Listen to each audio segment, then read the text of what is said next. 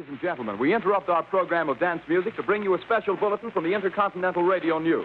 We take you now to Grover's Mills, New Jersey. Ladies and gentlemen. We all know the story of the October 1938 War of the Worlds radio play. That's the thing directly in front of me, half buried in a vast pit. Orson Welles' production that convinced a lot of people that Martians actually had landed in New Jersey. The top floor! Look out there! Stand back! Ladies and gentlemen, this is the most terrifying thing I've ever witnessed. So many people went into a panic, those poor saps. Back then, people sure were gullible. We're smarter now, thanks to the internet. With humanity's collected knowledge just a click away, I know that I can charge my iPod with an onion and some Gatorade. That with the right set of wings, a man can fly like a bird. That rapper Tupac Shakur is alive and well and living in New Zealand. And I know well the dangers of dihydrogen monoxide. More on that later. I saw all these things online, so they must be true.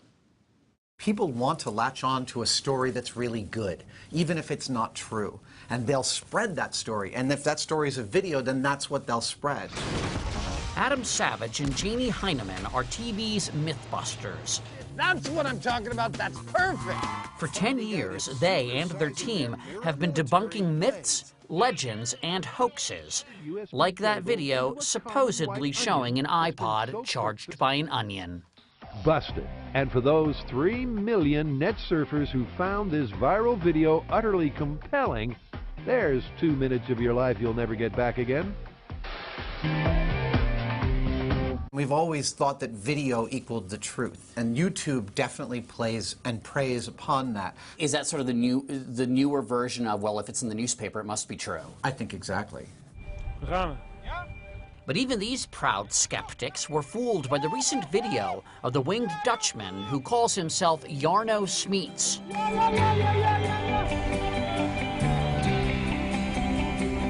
It was incredibly well done. I couldn't spot any obvious problems with the footage. First, the actual device itself wasn't that much different than a hang glider, and we all know hang gliders work. So in hindsight, knowing that it is a hoax, I think if we were doing it would look somewhat different, but it wouldn't be terribly different. If it has that seed of truth, then you're already like 80% of the way there towards believing what they're showing you. As for that extra 20%, if it's something you want to be true, that's an easy leap to make. This goes all the way back to Icarus. You know, man has always had this fantasy about flying like a bird. You just want it to be true. Actually want it to be true. The Smeets video, which experts say was done with digital effects, was viewed more than 6.5 million times in less than a week.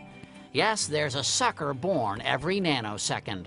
Every week is like 1,000 episodes worth of material. Absolutely. We're never going to run out. People ask, are you going to run out of myths? And the answer is never. Not likely. With just a decent computer and internet connection, a semi-tech literate correspondent can miraculously appear on a slice of toast. Or take a leisurely stroll by the wreckage of the Titanic. I could even scratch Sasquatch's itch. Okay, how does that feel? Oh, a little to the left? Okay.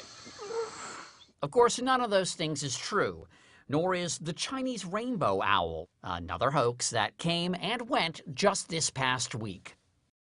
As for the dangers of dihydrogen monoxide, that's di as in 2 hydrogen atoms and 1 oxygen. Don't say I didn't warn you.